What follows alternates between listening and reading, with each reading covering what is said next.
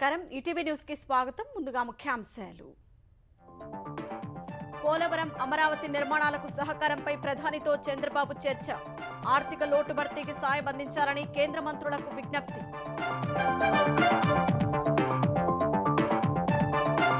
పరకామణిలో చోరీపై sitting జడ్జితో విచారణకు BJP demand YCP అండతోనే నిందితుడు దోపిడీకి పాల్పడినట్టు భానుప్రకాష్ రెడ్డి ఆరోపణ తెలంగాణ సీఎం రేవంత్ రెడ్డితో రేపు సినీ ప్రముఖుల భేటీ రేవతి కుటుంబానికి 2 కోట్ల రూపాయల సాయం చెక్కులు ఇచ్చిన పుష్ప చిత్ర బృందం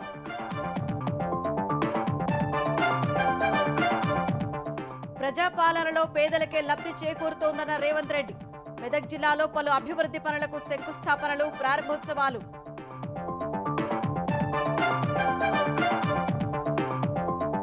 ఫార్ములా ఈ రేస్ కేసులో దానకిషోర్ వాంగ్మూలం నమోదు చేసిన ఏసీబీ కేటీఆర్ అరవింద్ కుమార్లకు నోటీసులు ఇచ్చే అవకాశాలు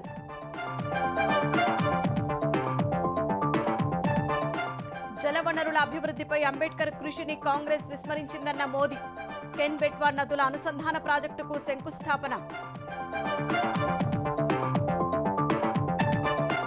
మిత్రపక్షాల మధ్య సమన్వయంపై ఎన్డీఏ కసరత్తు వాజ్పేయి శత జయంతి వేళ సుపరిపాలనపై కీలక నేతల సమాలోచనలు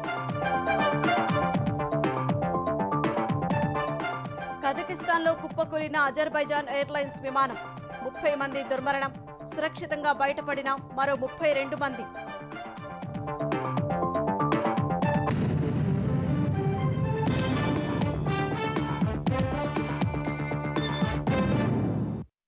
పోలవరం ప్రాజెక్టు అమరావతి నిర్మాణాలకు ఇతోధికంగా కేంద్ర ప్రభుత్వ సాయం అందించాలని ప్రధాని నరేంద్ర మోదీని ముఖ్యమంత్రి చంద్రబాబు కోరారు ఆర్థికంగా ఏపీ కోలుకునేందుకు సహకరించాలని విజ్ఞప్తి చేశారు రాష్ట్ర విభజనకు సంబంధించిన పెండింగ్ అంశాలను త్వరగా పూర్తి చేయాలని కేంద్ర హోంమంత్రి అమిత్ షాను కోరారు కేంద్ర మంత్రులు సీతారామన్ అశ్విని వైష్ణవ్ కుమారస్వామితో సమావేశమైన చంద్రబాబు ఆయా శాఖల పరంగా ఏపీకి అందాల్సిన సాయంపై చర్చలు జరిపారు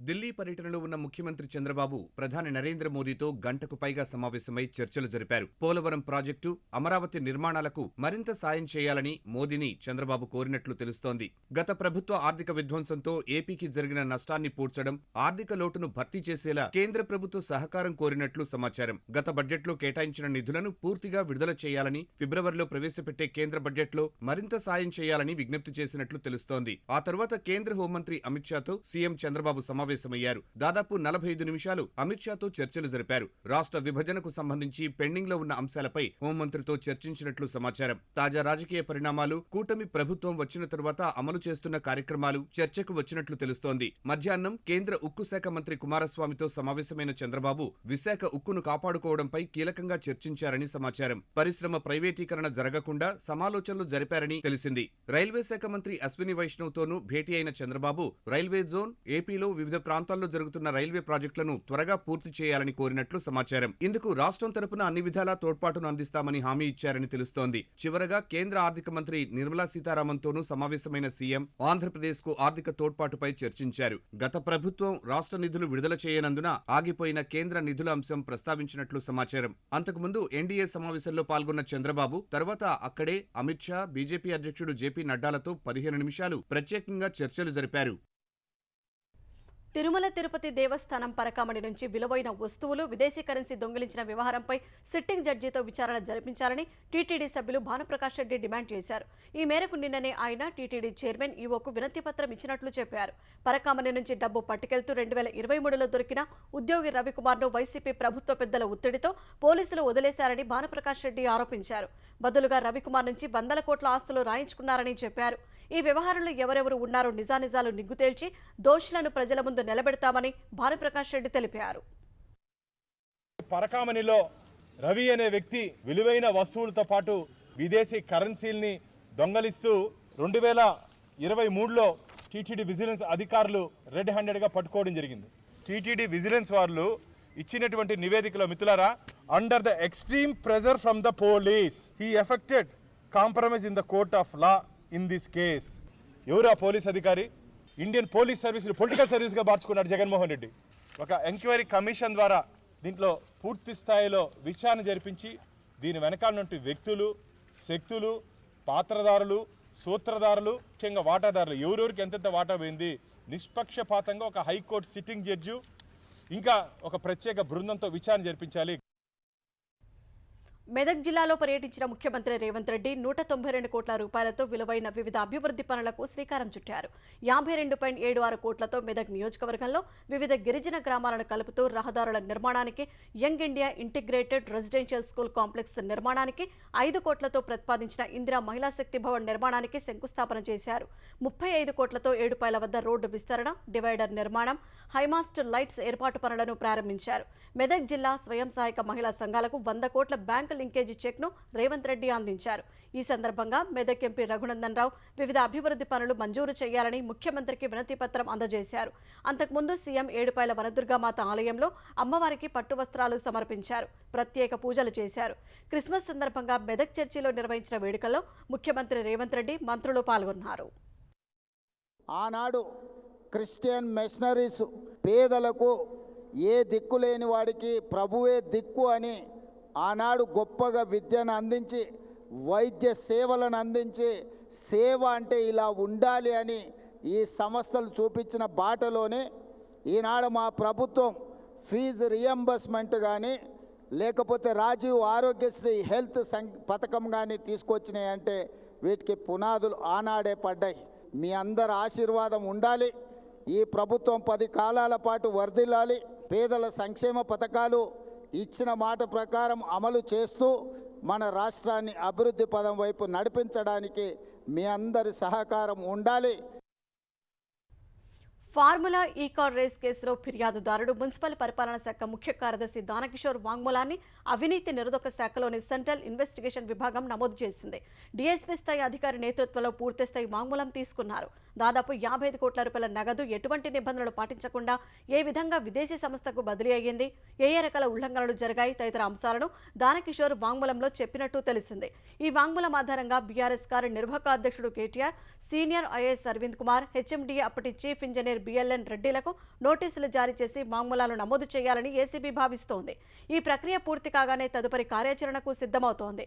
మరోవైపు ఈ కేసుల ఫిమా ఉల్లంఘనలకు సంబంధించి దర్యాప్తును ఈడీ వేగవంతం చేసింది. హైదరాబాద్ సంధ్యా థియేటర్ తొక్కిసలాట ఘటనలో మృతి చెందిన మహిళ రేవతి కుటుంబానికి నటుడు అల్లు అర్జున్, దర్శక నిర్మాతలు కలిపి 2 కోట్ల రూపాయల సాయం ప్రకటించారు. రేవతి పిల్లలు భర్తకు ఉపయోగపడేలా ఆ డబ్బును అందించాలని 2 కోట్ల రూపాయల చెక్కులను Telangana film development corporation chairman Dil రాజుకు అందించారు. తొక్కిసలాటలో గాయపడిన బాలుడు శ్రీతేజ్ చికిత్స పొందుతున్న కిమ్స్ ఆసుపత్రికి ఈ మధ్యాహ్నం దిల్ రాజు, అల్లు అరవింద్, పుష్ప చిత్ర నిర్మాతలు రవిశంకర్, నవీన్ వెళ్లారు. బాలుడి ఆరోగ్యంపై ఆరా తీశారు. పిల్లాడు కోలుకుంటున్నట్లు వైద్యులు చెప్పారని వివరించారు. అక్కడే బాధిత కుటుంబానికి సాయం ప్రకటించారు. అల్లు అర్జున్ 1 కోటి రూపాయలు, పుష్ప దర్శకుడు సుకుమార్ 50 లక్షలు, మైత్రి మూవీస్ సంస్థ 50 లక్షల చొప్పున మొత్తం 2 కోట్ల రూపాయల చెక్కులను ఎఫ్డీసీ చైర్మన్ దిల్ రాజుకు అల్లు అరవింద్ అందించారు. ఇదే సమయంలో రేపు ఉదయం 10 గంటలకు ముఖ్యమంత్రి రేవంత్ రెడ్డితో సినీ ప్రముఖులు సమావేశం కానున్నట్లు ఎఫ్డీసీ చైర్మన్ దిల్ రాజు తెలిపారు. తాజా పరిణామాలు, చిత్ర పరిశ్రమ అభివృద్ధిపై భేటీలో చర్చిస్తామన్నారు. ఈరోజు కూడా బాబు చాలా రికవరీ ఫాస్ట్గా ఉంది. వెంటిలేటరు అండ్ ఆక్సిజన్ లేకుండా ఆల్మోస్ట్ మోర్ దెన్ 72 అవర్స్ నుంచి గ్రో అవుతూ ఉన్నాడు. సో ఆల్ మూమెంట్స్ అన్నీ బాగున్నాయని ఈరోజే డాక్టర్స్ ఆల్రెడీ బులెటిన్లో కూడా ఇచ్చారు. అలాగే ఇండస్ట్రీ నుంచి కూడా రేపు సీఎం గారు అపాయింట్మెంట్ అడిగాము. ఇండస్ట్రీకి సీఎం గారితో కూడా రేపు మీటింగ్ ప్లాన్ చేశాము. ఫర్దర్గా కూడా అన్నీ హెల్దీగా ఉండేలాగా ఎలా వెళ్ళాలి అని దాని మీద రేపు మీటింగ్ ఉంటాం. ఈరోజు డైరెక్టర్స్, ప్రొడ్యూసర్స్ అందరు కలిసి మీట్ అవుతాం. మార్నింగ్ 10 o'clock ఆ మీటింగ్. ఫిలిం పర్సన్ కాబట్టి నన్ను సీఎం రేవంత్ రెడ్డి గారు ఆ సీట్లో ఉండి ఇండస్ట్రీకి గవర్నమెంట్ మధ్యలో బ్రిడ్జిగా ఉండాలని అడిగారు. అదే చేస్తున్నాం. ఈ కుటుంబానికి 2 కోట్ల రూపాయలు మా తరపు నుంచి, అనగా అల్లు అర్జున్ తరపు నుంచి 1 కోటి రూపాయలు, నిర్మాతలు శ్రీ రవి గారు, నవీన్ గారు కలిపి ఒక 50 లక్షలు మైత్రి తరపున, ఇంకొక 50 లక్షలు సుకుమార్ గారు. సుకుమార్ గారు విదేశాల్లో ఉన్నారు, ఆయన రాలేకపోయారు.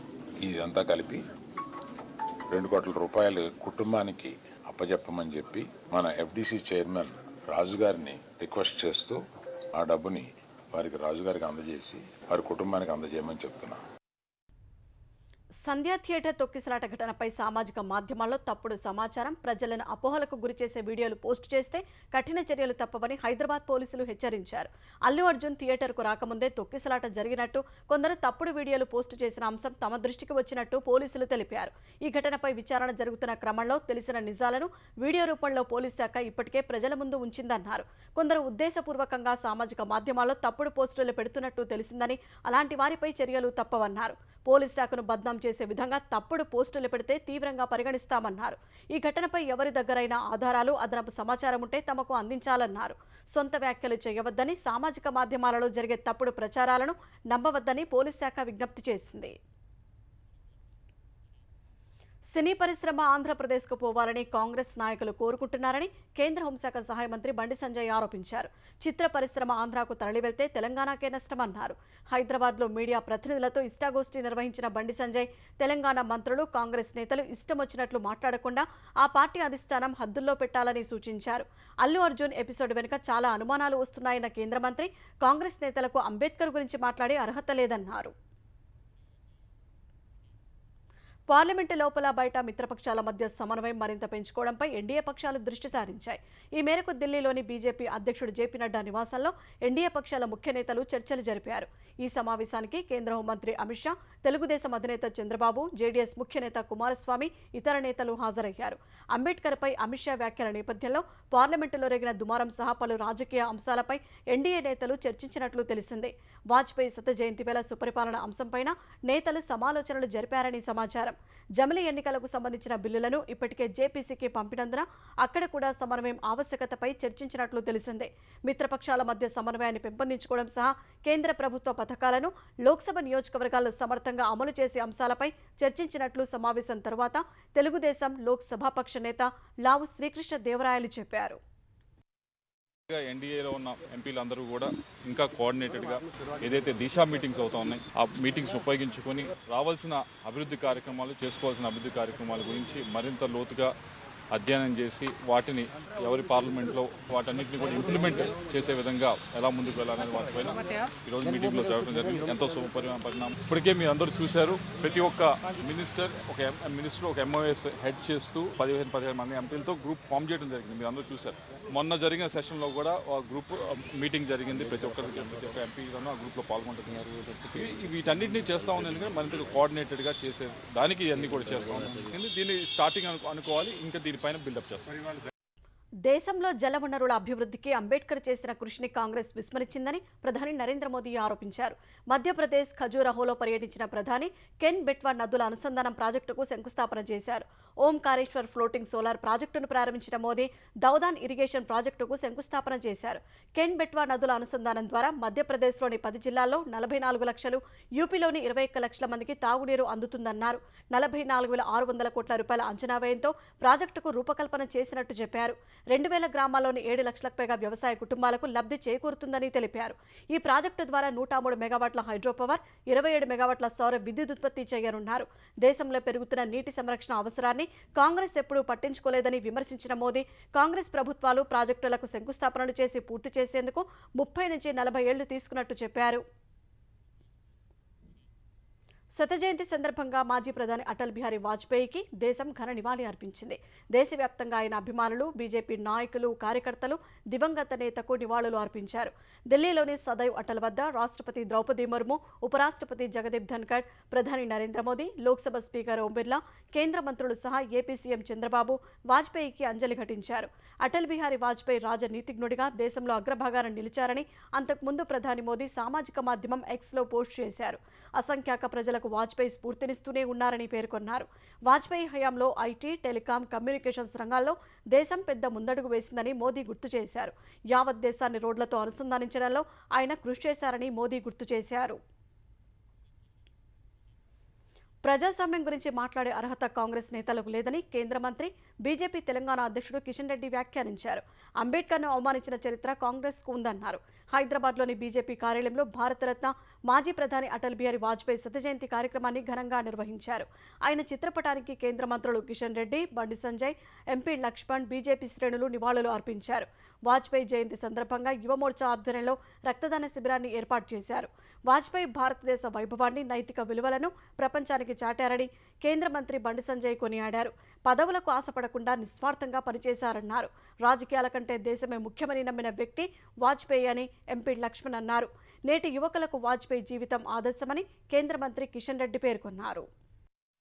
ఈనాటి రాజకీయ నాయకులకు, ముఖ్యంగా యువకులకు వాజ్పేయి గారి జీవితము ఎంతో ఆదర్శమైనటువంటి జీవితం. ఈరోజు కాంగ్రెస్ పార్టీ వాళ్ళు మాట్లాడుతూ ఉన్నారు. ప్రజాస్వామ్యం గురించి మాట్లాడేటువంటి నైతిక హక్కు కాంగ్రెస్ పార్టీకి లేదు. ఈరోజు ప్రజాస్వామ్యం గురించి, రాజ్యాంగం గురించి, డాక్టర్ బాబాసాహెబ్ అంబేద్కర్ గురించి భారతీయ జనతా పార్టీకి వాళ్ళ సర్టిఫికెట్ అవసరం లేదు. ఏ రకంగా డాక్టర్ బాబాసాహెబ్ అంబేద్కర్ ను అవమానం చేశారో, బతికినన్ని రోజులు అడుగుని అడ్డుకొని అవమానం చేసినటువంటి చరిత్ర కాంగ్రెస్ పార్టీ. ఆయన ఎలక్షన్ లో పోటీ చేస్తే ఓడించడం జరిగింది. మంత్రిగా ఉంటే మంత్రిగా రాజీనామా చేయించినటువంటి ఘనత జవహర్లాల్ నెహ్రూకు దక్కుతుంది.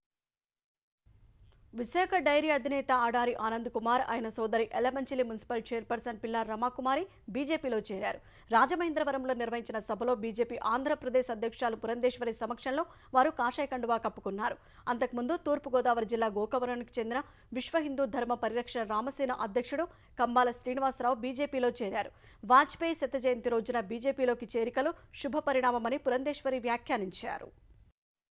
ఇవాళ కనుక చూసుకున్నట్లయితే భారతదేశంలో ఏ రాష్ట్రంలో ఎన్నిక జరిగినా కూడా భారతీయ జనతా పార్టీ అధికారంలోకి రావడం కానీ లేదా మిత్రపక్షంలో అధికారంలో ఉండటం కానీ జరుగుతున్నటువంటి వాస్తవం అని చెప్పి మీరందరూ కూడా గమనించాలి. మరి అటువంటి పార్టీలోకి కంబాల శ్రీనివాస్ గారు, వర్షాల ప్రసాద్ గారు వస్తున్నటువంటి సందర్భంలో ఆ కార్యకర్తలతో మమేకమవుతూ ఇవాళ పార్టీని బలోపేతం చేసుకుంటూ ముందుకు తీసుకువెళ్తారు అని చెప్పి నేను గట్టిగా విశ్వసిస్తున్నాను. సహకార శాఖ ద్వారా రైతులకు మరింత మేలు చేసే కార్యక్రమాలు చేపడతామని ఆంధ్రప్రదేశ్ వ్యవసాయ సహకార శాఖ మంత్రి అచ్చెన్నాయుడు తెలిపారు. ఏపీలో 932 మహిళా సహకార సంఘాల ద్వారా రోజుకు 1,60,000 లీటర్ల పాలు సేకరిస్తున్నట్లు వెల్లడించారు. తద్వారా 45,000 కుటుంబాలు లబ్ధి పొందుతున్నట్లు మంత్రి వివరించారు. సహకారంతో సమృద్ధి పేరిట కేంద్ర సహకార శాఖ మంత్రి అమిత్ షా నేతృత్వంలో జరిగిన కార్యక్రమంలో భాగంగా విజయవాడలో మంత్రి అచ్చెన్నా పాల్గొన్నారు. దేశవ్యాప్తంగా 10,212 బహుళ ప్రయోజన ప్రాథమిక వ్యవసాయ సహకార సంఘాలు, పాల ఉత్పత్తిదారుల సహకార సంఘాలు, మత్స్యకార సహకార సంఘాలను రిజిస్టర్ చేసి నడుపుతున్న సందర్భంగా ఈ కార్యక్రమం నిర్వహించారు. కూటమి ప్రభుత్వంలో బీసీలకు సముచిత ప్రాధాన్యం కల్పిస్తున్నట్లు ఆంధ్రప్రదేశ్ బీసీ సంక్షేమ శాఖ మంత్రి సవిత చెప్పారు. జగన్ బీసీ ద్రోహి అని ఆమె ఆరోపించారు. బీసీ సంక్షేమ శాఖ సీడాబ్ ఆధ్వర్యంలో జనవరి నుంచి 10,000 మందిని వ్యాపారవేత్తలుగా తీర్చిదిద్దే కార్యక్రమానికి శ్రీకారం చుట్టనున్నట్లు మంత్రి వెల్లడించారు. ప్రీ పోస్ట్ మెట్రిక్ స్కాలర్షిప్లకు 254 కోట్ల 48 లక్షలు చెల్లించామని తెలిపారు. 104 బీసీ హాస్టళ్లలో ఎస్ఆర్ శంకర రిసోర్స్ సెంటర్లు ఏర్పాటు చేస్తున్నట్లు వివరించారు. కాపు భవనాల నిర్మాణానికి 5 కోట్ల 41 లక్షలు కేటాయిస్తున్నట్లు తెలిపారు. ఈరోజు బీసీ వెల్ఫేర్ డిపార్ట్మెంట్ తరఫున, ఈడబ్ల్యూఎస్ తరఫున సుమారుగా 80,000 మందికి ఉచిత ట్రైనింగ్ ఇస్తూ వాళ్లకు మిషన్ కూడా ఉచితంగా ఇవ్వబోతున్నామన్న విషయాన్ని కూడా మీకు తెలియజేస్తూ, పాడి పరిశ్రమలకు మరి పౌల్ట్రీకు ఎవరు ఏదైనా వ్యాపారం చేయాలనుకున్న వారికి ఎంఎస్ఎంఈ ద్వారా కావచ్చు మేము సబ్సిడీ లోన్లు ఇస్తూ వాళ్ళని ఎంకరేజ్మెంట్ చేయడానికి కూడా మేము సిద్ధంగా ఉన్నామని కూడా తెలియజేస్తూ, ప్రతి కుటుంబం నుంచి కూడా ఒక వ్యాపారవేత్తను తయారు చేయాలన్నదే ముఖ్యమంత్రి గారి లక్ష్యం. సీడ్ యాప్ ద్వారా కూడా సుమారుగా 10,000 మందికి ఉపాధి చూపించబోతున్నామని కూడా మీకు తెలియజేస్తున్నాం. తిరుపతి జిల్లా చంద్రగిరి నియోజకవర్గంలోని కూచివారిపల్లిలో దంపతుల ఆత్మహత్య కలకలం రేపింది. తిరుపతి రాజీవ్ నగర్ సెక్షన్లో విద్యుత్ లైన్ ఇన్స్పెక్టర్గా పనిచేస్తున్న సురేంద్రనాయుడు భార్యతో కలిసి పొలంలో ఉరివేసుకుని ప్రాణాలు తీసుకున్నారు. స్థానికులు ఇచ్చిన సమాచారంతో రంగంలోకి దిగిన పోలీసులు ఘటనా స్థలాన్ని పరిశీలించారు. దంపతుల ఆత్మహత్యపై బంధువులు అనుమానాలు వ్యక్తం చేయగా డాగ్ స్క్వాడ్ను పిలిపించి పరిశీలించారు. ఈ ఘటనపై కేసు నమోదు చేసుకున్న పోలీసులు ఆత్మహత్య గల కారణాలపై దర్యాప్తు చేస్తున్నారు. విజయవాడ ఇంద్రకీలాద్రిపై భవానీ దీక్ష విరమణలు ముగిశాయి. ఈ కార్యక్రమాన్ని ప్రభుత్వ సమన్వయంతో విజయవంతం చేయగలిగామని ఆలయ ఈవో కెఎస్ రామారావు తెలిపారు. ఈ నెల 21న హోమగుండంలో అగ్ని ప్రతిష్టాపనతో మొదలైన దీక్ష విరమణ నేడు పూర్ణాహుతితో పరిసమాప్తమైంది. భవానీ దీక్షలకు కర్ణాటక, తమిళనాడు, మహారాష్ట్ర తదితర ప్రాంతాల నుంచి భక్తులు భారీగా తరలి వచ్చారు. ఈ నెల 28 నుంచి ఆర్జిత సేవలను పునః ప్రారంభిస్తున్నందున అప్పటి వరకు భక్తుల రద్దీని దృష్టిలో ఉంచుకొని టికెట్ దర్శనాలు పునరుద్ధరించాలని భావిస్తున్నట్లు ఈవో వెల్లడించారు. కజకిస్తాన్లో అజర్బైజాన్ ఎయిర్లైన్స్కు చెందిన విమానం అక్టౌ నగర సమీపంలో కూలిపోయింది. ఈ సమయానికి విమానంలో 67 మంది ప్రయాణికులు ఉండగా 32 మంది ప్రాణాలతో బయటపడ్డారని తెలిసింది. 30 మందికి పైగా చనిపోయినట్లు తెలుస్తోంది. అజర్బైజాన్ రాజధాని బాకు నుంచి రష్యాలోని చెచెన్యాకు బయలుదేరిన విమానాన్ని పొగమంచు కారణంగా కజకిస్తాన్కు దారి మళ్లించారు.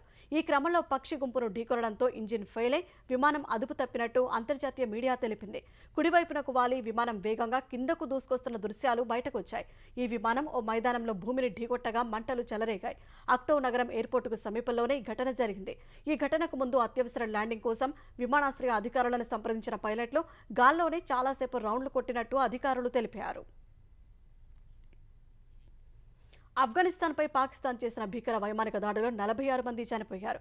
పక్తికా ప్రావిన్స్లోని 7 గ్రామాల్లోని తెహ్రికే తాలిబాన్ అనే ఉగ్ర సంస్థ లక్ష్యంగా ఈ దాడులు జరిగాయి. ఈ దాడుల్లో వజీరిస్తానీ శరణార్థులే ఎక్కువగా మరణించినట్టు తెలిసింది.